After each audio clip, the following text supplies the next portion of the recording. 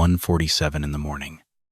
No witnesses, no phone or GPS, but something buried inside an 84-year-old woman's chest tracked every brutal second of that night. Her own heart, pounding faster, then completely erratic right up until the final agonizing minutes before the data flatlines. A digital trail the FBI has held for over 3 months. A clue that completely shatters this missing persons case. Once you and I decode what this actually means, we cannot unsee it. The device in Nancy Guthrie's chest logged every horrific moment, time-stamped and securely stored. And when federal agents finally cracked the code to reveal the full picture, not just the surface details, the results were deeply chilling, not because of the missing pieces, but because of the terrifying facts they confirmed. Stick with me, because by the end of this file, you will understand exactly what happened to Nancy between 1:47 and 2:28 on the morning of February 1st, 2026. And you will realize why the single most crucial piece of forensic evidence in this entire investigation is locked inside a victim nobody has located yet. Before we parse the raw data, I need to ground us with Nancy for a second. This analysis gets heavily technical very fast, making it incredibly easy to forget the human life at the center. Nancy Guthrie is 84 years old. She is the mother of Savannah Guthrie, the veteran anchor of NBC's Today Show, and of Annie Guthrie, who lives about 4 miles from Nancy's house in Tucson. But Nancy herself is no public figure. She never sought the spotlight. She was simply a devoted mother who raised 3 kids mostly alone after her husband died unexpectedly in 1988. A quiet woman who tended her garden and attended church, who spent peaceful evenings on her porch in the Catalina Foothills, the exact neighborhood where she built a quiet life for over 50 years. She also relied on a pacemaker, a tiny implanted cardiac device designed to keep her heart rhythm stable. Nancy ate dinner with Annie the night of January 31st. Tommaso drove her home. She locked the doors, and at 1:47 a.m. her entire world shattered. Today, Nancy has been a missing person for over 90 days. She remains out there somewhere. Yet the hardware inside her chest captured every brutal second of that attack.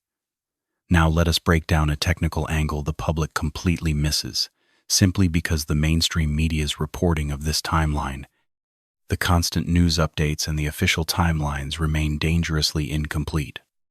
That fractured reporting on this specific forensic marker creates a massive misunderstanding about what investigators actually know and what the data truly proves. The average person views a pacemaker strictly as a rhythm regulator, assuming it just fires electrical shocks to maintain a steady pulse.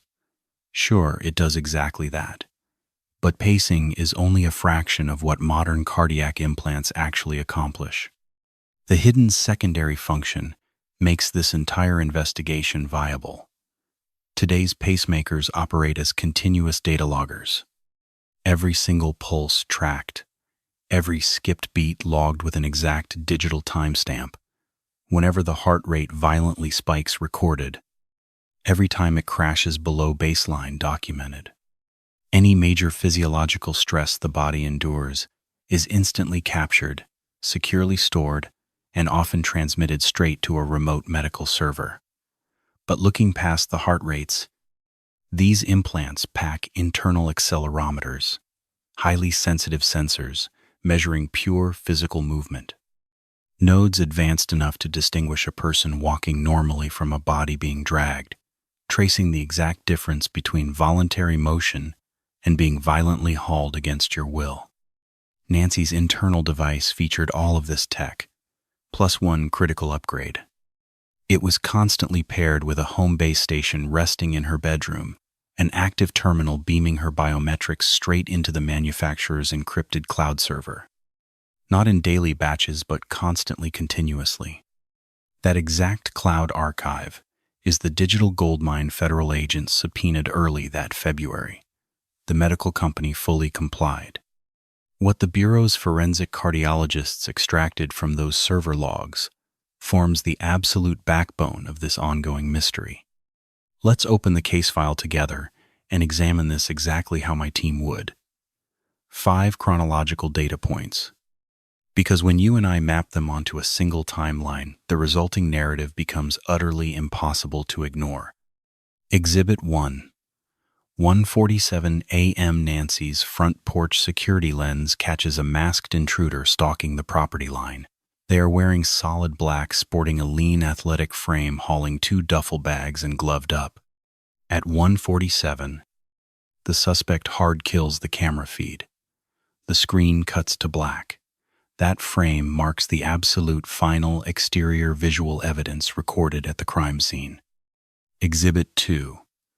The precise second that video feed dies at 1:47 a.m. Nancy's pacemaker registers a massive instantaneous surge in her resting heart rate. Let me pause the timeline here, because this variable is absolutely critical. We are not looking at a gradual elevation. This was no sleepy rise from a bed. The biological spike logged here was sharp, violent, and immediate. Expert medical examiners analyzing this specific biometric signature classify it using cold, unwavering clinical terms. It represents the exact autonomic reflex of a fully conscious victim experiencing sudden, absolute terror. Let's get right to the evidence. The cardiac spike at 1:47 and the security feed cutting out. Not a coincidence. They are the exact same moment. The victim's own heart corroborated the final frames of that surveillance footage. Something catastrophic happened right then. Something that terrified her. And her biology logged it. With a surgical precision no human witness could replicate. That brings us to evidence point 3. I want you to see the exact timeline we uncovered by placing the cloud logs right next to her pacemaker data. 1:46 and 58 seconds a.m. The front porch sensor flags motion. 1:47 and 2 seconds the lens activates. 13 seconds later, an unidentified male enters the frame. 1:47 and 18 seconds. The internal device flags a severe event. Her pulse rockets. Irregular rhythm. 1:47 and 52 seconds, our suspect exits the frame. Feed dies. 2:28 a.m. The implant loses sync with the home base. That leaves us a 41-minute gap. 41 minutes of absolute digital blackout. 0 visual feed. No phone pings. But that biomedical implant logged the whole thing. Every single second of it. Evidence point 4.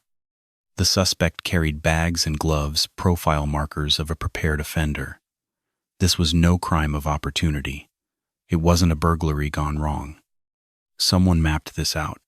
They brought the right tools. This suspect had a clear objective for breaching that property. Which brings us to evidence point 5. The Catalina Foothills. Isolated roads, 0 late-night traffic.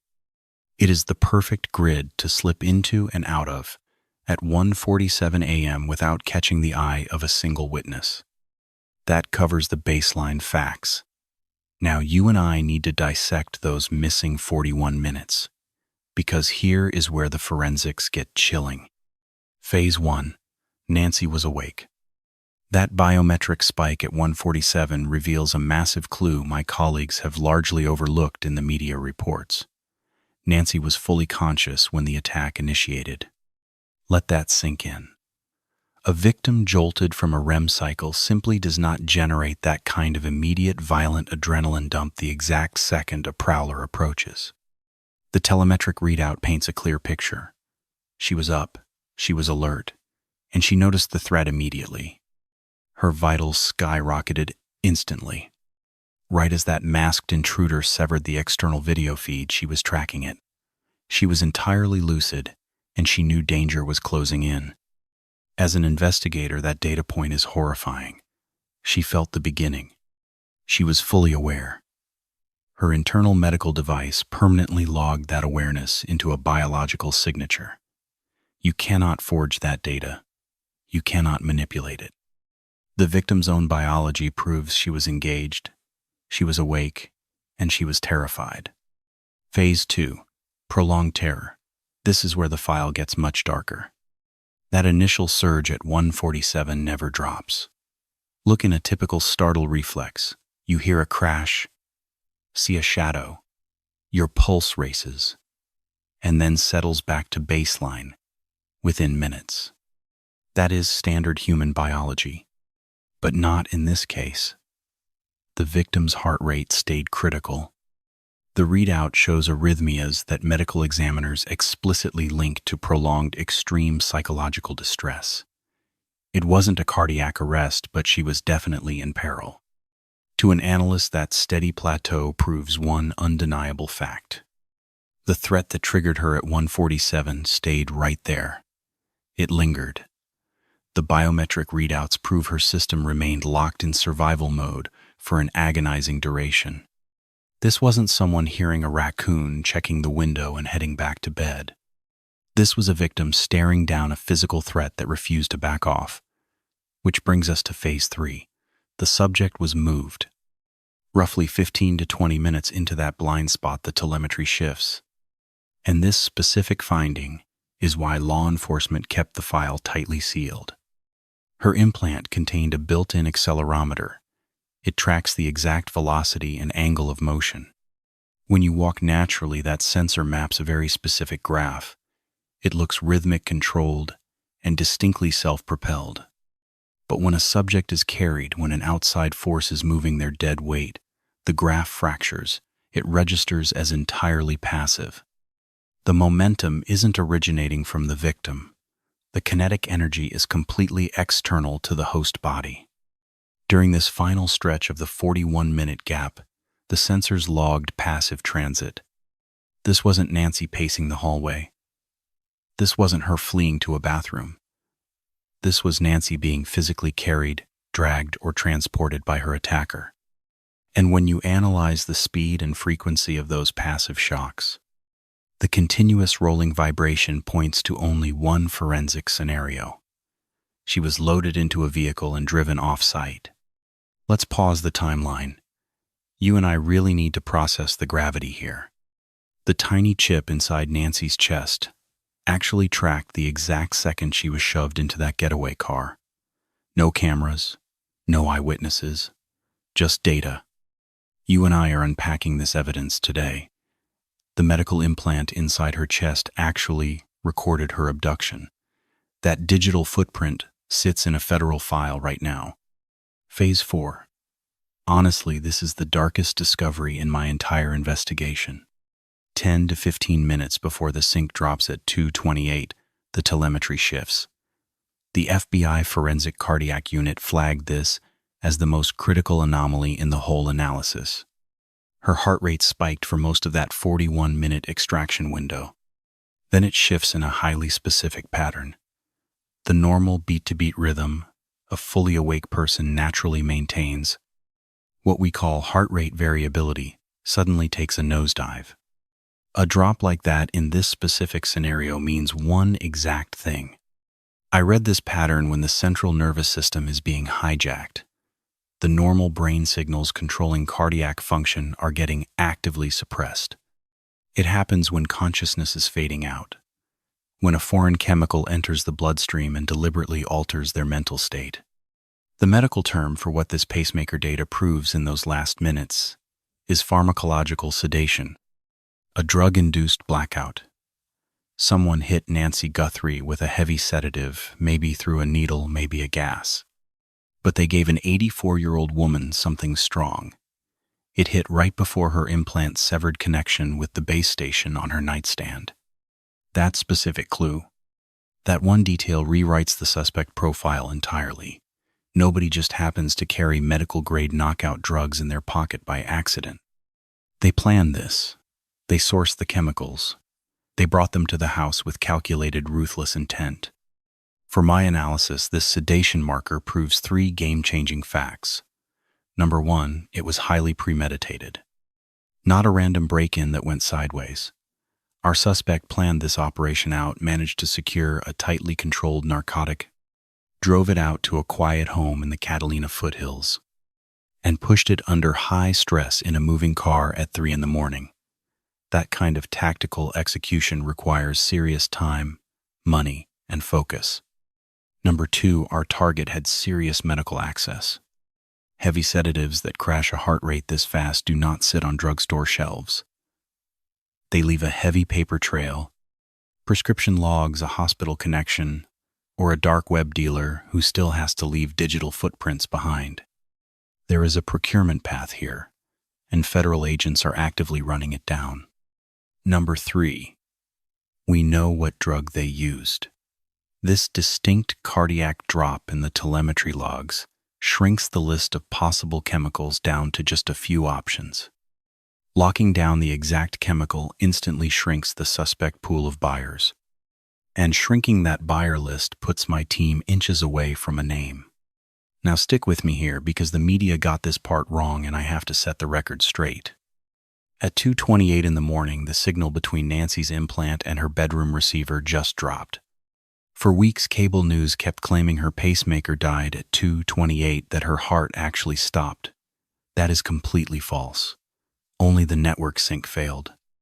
The local Bluetooth bridge connecting the chest implant to the bedroom monitor simply severed. My analysis of the motion sensors shows heavy vehicle speed pointing to one very clear conclusion. She was trapped inside a getaway car, driving way past the monitor's physical range, or our suspect violently disabled that base station. But let me be clear. The implant kept running. Nancy's heart kept beating. The 2:28 timestamp shows a drugged but working pulse, not cardiac arrest and certainly not death. Nancy was definitely alive at 2:28 on February 1st, 2026. And that chest device still has 6 to 7 years of battery left. It has logged every single second since her abduction, every day, every hour, every tiny pulse. The memory drive inside it holds a perfect biological diary of her life since 2:28 that morning. It tracked every panic spike, every tired breath. The grim reality of those 90-plus agonizing days sits securely locked inside a matchbox-sized drive.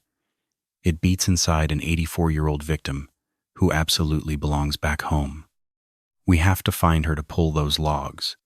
Now, you and I need to look at the Bluetooth dragnet because this specific investigative strategy almost never gets explained properly. Nancy's internal device pushes a weak Bluetooth pulse roughly every 2 to 3 minutes whenever it detects a friendly hospital monitor nearby.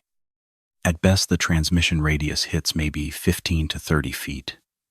That is an incredibly tight circle. To catch that ping, our tracking teams have to be in the exact right grid sector sitting feet away from Nancy's actual body. That is our hurdle. But the motion telemetry finally handed us a strict geographical boundary to hunt inside. You and I must analyze this. The movement pattern captured before the sync died at 2:28 reveals exactly when that connection broke.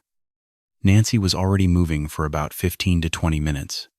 Heading south from Tucson for that long puts a suspect's car roughly 12 to 25 miles away from her house. I mapped that exact geographic radius, 12 to 25 miles out from the Catalina Foothills, immediately became our primary search grid for detecting that Bluetooth signal. The FBI deployed specialized gear called signal sniffers. These forensic tools use powerful amplifiers and directional antennas to sweep for specific Bluetooth frequencies, locking directly onto one device's unique digital footprint. For this investigation, we needed Nancy's pacemaker's unique MAC address. They mounted that sniffer onto a helicopter flying low and slow across the search grid. When I overlay that 12 to 25 mile radius onto my tactical map, the highway corridor pushing south toward Rio Rico and the Mexican border drops perfectly inside it. As investigators, we know this isn't some random coincidence. This is a hard geographical constraint pulled straight from the digital data inside Nancy Guthrie's chest. Let's pivot and examine those TMZ notes together, because the forensic pacemaker data completely dismantles those wild public claims. On April 6th, 65 days into the missing person case, someone fired off 2 messages to TMZ.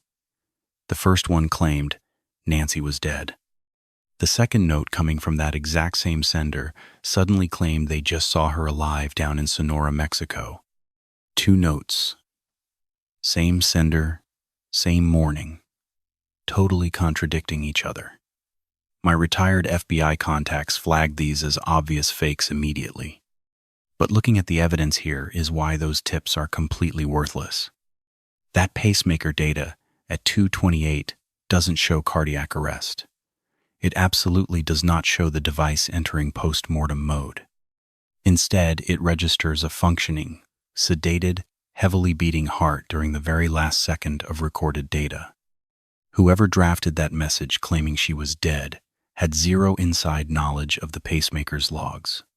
They clearly do not have access to our forensic cardiac analysis at the FBI. They were just guessing, and that guess directly contradicts the most medically precise piece of evidence in this entire case. Now let's talk about the DNA. This ties back into the pacemaker timeline in a crucial way that mainstream reporting completely missed. The Bureau officially confirmed that DNA evidence collected from Nancy's house was transported to the federal laboratory at Quantico, Virginia. I'm talking specifically about a rootless hair sample and trace biological material recovered directly from a bedroom sheet. In forensics, rootless hair is notoriously brutal to analyze using standard DNA testing. So the FBI smartly partnered with Astria Forensics, a California lab specializing in low copy number and touch DNA analysis, plus legendary forensic genetic genealogist C.C. Moore was brought in to assist. C.C. Moore has personally shattered cold cases that sat dormant for decades, relying on nothing more than severely degraded biological samples. Running a CODIS search, our National Criminal DNA Database already returned a completely negative result. Whoever left that biological trace behind has zero criminal history. No arrests, no convictions. This pristine record practically eliminates career criminals and transient drifters from our suspect pool. The profile points to someone living what looks on paper anyway like a perfectly ordinary life. Someone totally unremarkable. A phantom whose name wouldn't trip a single database alarm. Someone who attends Sunday family dinners or easily offers to drive an elderly woman home late at night. Let's examine the investigative mistakes together because a case like this demands absolute brutal honesty. The DNA routing confusion cost us crucial weeks shipping that evidence to a state lab in Florida instead of directly to Quantico. Especially when FBI Director Kash Patel had a fixed-wing aircraft on the tarmac ready to transport it that very night, delaying the highest level of forensic analysis available in a missing person case involving an 84-year-old. Losing weeks is unacceptable. The petty jurisdictional friction between the Pima County Sheriff's Office and the FBI manufactured chaos exactly when we needed total clarity. A sitting county official actually went public, accusing Sheriff Nanos of letting a bitter personal grudge against the FBI completely derail a federal investigation. And that damning accusation was never retracted, leaking those specific details about our Bluetooth detection grid, likely told whoever abducted Nancy exactly which security precautions they needed to take. Every public press release about our operational direction acts as a direct broadcast to the perpetrators. And in this investigation, that critical message was almost certainly received. Look, each error might seem minor in isolation, but pieced together on the board they reveal an investigation that should have moved much, much faster.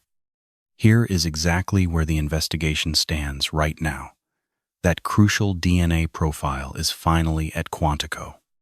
C.C. Moore and Astria Forensics are actively running it through probabilistic genotyping and intensive forensic genetic genealogy. From my experience, that forensic technology rarely fails when given decent biological evidence. When it flags a match, it matters. It holds up in a courtroom. It guarantees criminal convictions. Meanwhile, our Bluetooth detection sweeps are relentlessly pushing forward across that 12 to 25-mile radius south of the Catalina Foothills.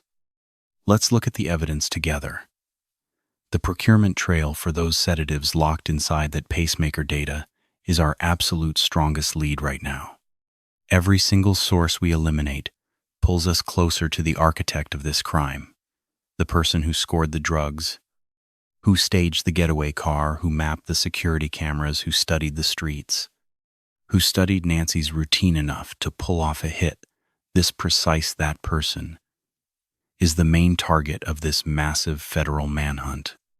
3 of the sharpest criminal profilers in the country, including Dr. Ann Burgess, whose FBI case files actually inspired the Netflix show Mindhunter, along with Dr. Gary Bicotto from Boston College and criminologist Dr. Casey Jordan, all hit the same conclusion. That shadow we spotted on the doorbell cam, he wasn't the mastermind. He was just a pawn, a foot soldier shoved out front. The real player had a lot more to gain. Someone tied directly to Nancy or her family. Someone who mapped out the dosages and stayed completely off the radar. Now, if our mastermind already took out the door guy just to tie up loose ends and cover their tracks, then what you and I are analyzing is a killer who baked a secondary murder right into their exit strategy from day one. FBI Director Kash Patel officially called this nefarious. He promised if they uncover an organized conspiracy, the handcuffs are coming out fast. The Bureau does not drop a word like that lightly. I want to leave you with one piece of evidence I keep analyzing. That pacemaker inside Nancy Guthrie's chest is still recording right now. Every single day, hour, and minute. It just cannot broadcast the signal anymore. The base station it used to talk to is sitting useless in a dark, empty bedroom in Tucson, Arizona. But the memory chip inside that implant is a perfect medical diary. It logged everything Nancy felt since 2:28 a.m. on February 1st. The panic, the peace, every single heartbeat. More than 90 days of hard facts are locked away inside a gadget no bigger than a matchbox planted inside a woman who raised kids alone, who grew her own vegetables, went to church, ate with her daughter, and suddenly vanished. That pacemaker gave our investigation the timeline. The data proves she was awake. It shows she was terrified. It tracks exactly when she was moved. It confirmed the sedatives hit her bloodstream. It proved she was alive at 2:28 a.m. Now the DNA lab at Quantico might finally drop a name. But the rest of the timeline, every second since that final ping, is trapped inside Nancy. The only way to read it is by finding her. Got tips on Nancy Guthrie? Call the Pima County Sheriff at 5203-514900. Or you can phone the FBI